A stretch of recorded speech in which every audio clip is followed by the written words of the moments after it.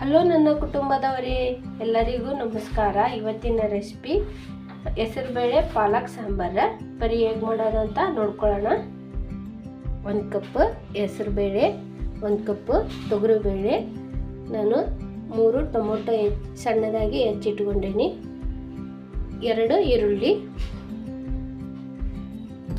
2 cut ಪಾಲಕ್ ತೊಗೊಂಡೇನ್ರಿ. ಬರೀ ಈಗ ಮಾಡೋದ ನೋಡ್ಕೊಳ್ಳೋಣ. ಮೊದಲಿಗೆ 1 ಕಪ್ ತೊಗರಿಬೇಳೆ,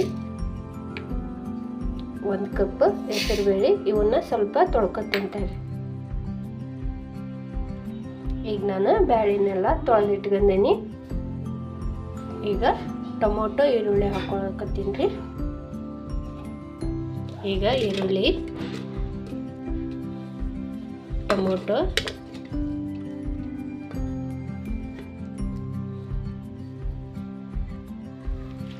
ನಾನು ಪಾಲಕ್ ಹಾಕೊಳಕತ್ತೀನಿ ರೀ.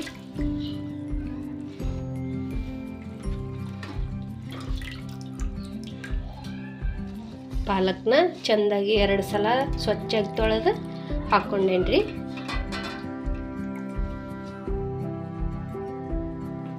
ಈಗ ಇದು ಬ್ಯಾಳಿ ಮತ್ತು ಸೊಪ್ಪು 2 ಮುಳುಗೋಷ್ಟು ನೀರು ಹಾಕ್ಕೊಳ್ಳೋಣ. ಈಗ ಇದನ್ನ ಬ್ಯಾಳಿನ ಬೇಯಿಸಕ್ಕಿಡಲ್ರಿ. ಈಗ ಕುಕ್ಕರ್ ಮುಚ್ಚಳ ಮುಚ್ಚೀನಿ. ಈಗ 2 ಸಿಟಿ ಬಂದ್ರೆ ಸಾಕ್ರಿ ನನಗೆ. ಈಗ ನಾನು 2 ಸಿಟಿ ಬರ್ಸ್ಕೊಂಡ್ರಿ. ಈಗ ಗ್ಯಾಸ್ ಸ್ಟವ್ನ ಆನ್ ಮಾಡೀನಿ.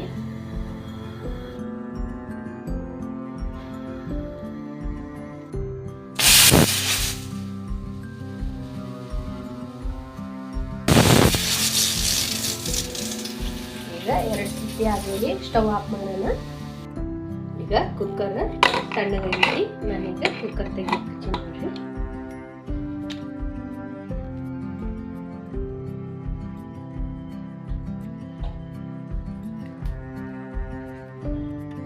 ನಾವೀಗ ಈ ಸೊಪ್ಪು ಬ್ಯಾಳಿನೆಲ್ಲ ಚೆಂದಾಗಿ ಮಸ್ಕೊಳ್ಳೋಣ.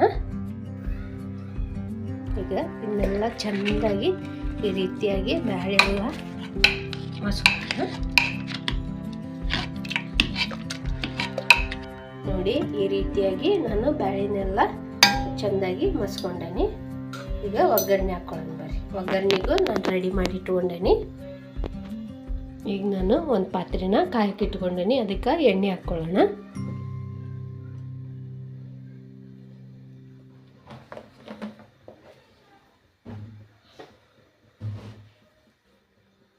ಈಗ ಎಣ್ಣೆ ಕಾದೈತ್ರಿ. ಜೀರಿಗೆ ಹಾಕ್ಕೊಳ್ಳೋಣ. ಜೀರಿಗೆ,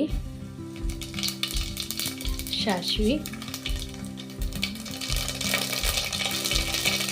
ಈಗ ನಾನು ಹಸಿಮೆಣಸಿನಕಾಯಿ ಹಾಕ್ಕೊಳಕತ್ತೀನಿ. ಬೆಳ್ಳುಳ್ಳಿ,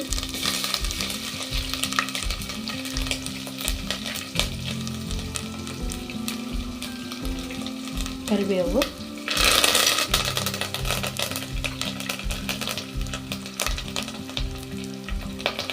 ನಾನು ಈಗ ಸಾಂಬಾರು ಪುಡಿ ಹಾಕ್ಕೊಳಕತ್ತೇನೆ ರೀ. ಒಗ್ಗರಣೆಗೆ ಸಾಂಬಾರು ಪುಡಿ ಹಾಕ್ಬೇಕು. ಖಾರದ ಪುಡಿ,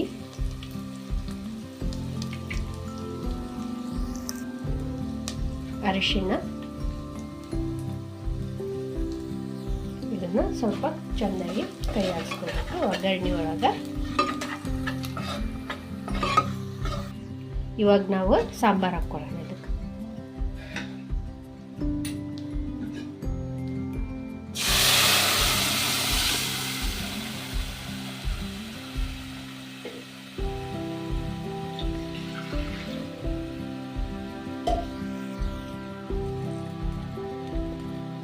ನಾನು ಸ್ವಲ್ಪ ತೆಳು ಸಾಂಬಾರು ಬೇಕಂತೇಳಿ ಇನ್ನೊಂದು ಸ್ವಲ್ಪ ಕುಕ್ಕರ್ ತೊಳೆದು ನೀರು ಹಾಕ್ಕೊಳಕತ್ತೇನೆ ರೀ.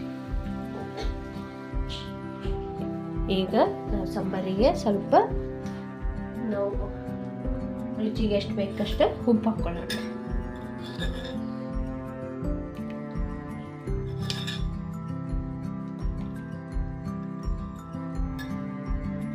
ಈಗ ಉಪ್ಪು ಹಾಕ್ಕೊಂಡೇನಲ್ರಿ, ಸ್ವಲ್ಪ ಕುದಿ ಬರಲಿ ಇದು ಸಾಂಬಾರು.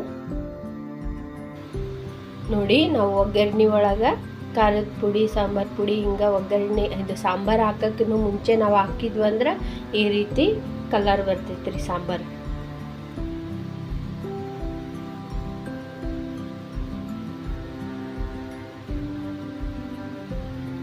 ಈಗ ನೋಡಿ ಸಾಂಬಾರು ಕುದಿಯಾಕತ್ತೈತಿ. ಈಗ ನಾನು ಬೆಲ್ಲ ಹಾಕಕತ್ತೇನ್ರಿ. ನೋಡ್ರಿ ನಾನು ಈಗ ಬೆಲ್ಲ ಹಾಕಿದ್ಮೇಲೆ ಕುದಿಯಾಕತ್ತೈತಿ. ಈಗ ಸ್ವಲ್ಪ ಹುಣಸೆ ಹಣ್ಣಿನ ರಸನ ಹಾಕ್ಕೊಳ್ತೀನಿ. ನೋಡಿ ಹುಣಸೆ ಹಣ್ಣಿನ ರಸನ ಹಾಕ್ಕೊಳ್ತಾ ಇದ್ದೀನಿ. ಇದು ಮತ್ತೆ 2 ಕುದಿ ಚೆಂದಾಗಿ ಸಾಂಬಾರು ಕುದಿಬೇಕ್ರಿ. ಇದು ನಾವು ಈ ರೀತಿ ಸಾಂಬಾರು ಮಾಡಿದ್ವಿ ಅಂದ್ರೆ ಅನ್ನಕ್ಕೆ ಮತ್ತು ಇಡ್ಲಿ ದೋಸೆ ಈ ರೀತಿ ಈ ಸಾಂಬಾರು ಹಚ್ಕೊಂಡು ಊಟ ಮಾಡಿದ್ವಿ ಅಂದ್ರೆ ಎಷ್ಟು ಟೇಸ್ಟ್ ಅನ್ನಿಸ್ತೈತೆ ಗೊತ್ತ್ರಿ. ನೋಡ್ರಿ ನಾವು ಹುಣಸೆ ಹುಳಿ ಹಾಕಿಂದೆ ಸಾಂಬಾರು ಎಷ್ಟು ಕುದಿಸ್ತೇವೆ ಅಷ್ಟು ರುಚಿಯಾಗಿ ಬರ್ತೈತ್ರಿ. ಇದು ನೋಡಿ ಈ ಸಾರಿನೊಳಗೆ ನೊರಿ ನೊರಿ ಬರ್ತೈತ್ರಲ್ರಿ, ಇದು ಪೂರ ಹೋಗೋವರೆಗೂ ಸಾಂಬಾರು ಕುದಿಸಿದ್ವಿ ಅಂದ್ರೆ ರುಚಿಯಾಗಿ ಬರ್ತೈತ್ರಿ. ನಾವೀಗ ಇದನ್ನು ಇನ್ನೊಂದು ಸ್ವಲ್ಪ ಹೊತ್ತು ಕುದಿಯಾಕೆ ಬಿಡಣ್ರಿ.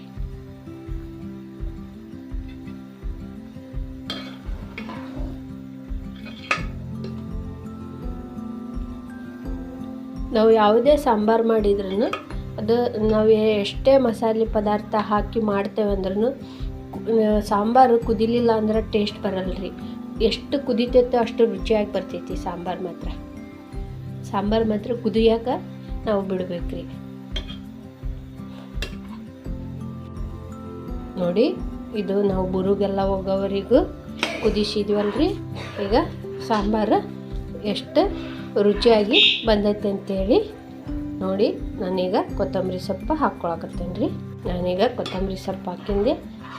ನೋಡಿ ಈಗ ಸಾಂಬಾರು ರೆಡಿ ಆಗೈತ್ರಿ. ಈಗ ಇದನ್ನು ನಾವು ಸರ್ವ್ ಮಾಡಂಬರ್ರಿ. ನೋಡಿ ಹೆಸರುಬೇಳೆ ಪಾಲಕ್ ಸಾಂಬಾರು ಬಿಸಿ ಅನ್ನದ ಜೊತೆ ಸವಿಯಲು ರೆಡಿ ಆಗೈತಿ. ನೋಡ್ರಿ ಹೆಸರುಬೇಳೆ ಪಾಲಕ್ ಸಾಂಬಾರು ಹೆಂಗೆ ಮಾಡೋದಂತ ತೋರಿಸ್ಕೊಟ್ಟೇನಿ. ನೀವು ಒಂದ್ಸಲ ಮನೆಯಲ್ಲಿ ಟ್ರೈ ಮಾಡಿ ಹೆಂಗೆ ಬಂತಂತೇಳಿ ಕಮೆಂಟ್ ಒಳಗೆ ತಿಳಿಸಿ. ಲೈಕ್ ಮಾಡಿ, ಶೇರ್ ಮಾಡಿ, ಕಮೆಂಟ್ ಮಾಡಿ. ಒಂದು ಹೊಸ ರೆಸಿಪಿಯೊಂದಿಗೆ ಸಿಗ್ತೀನಿ. ಧನ್ಯವಾದಗಳು.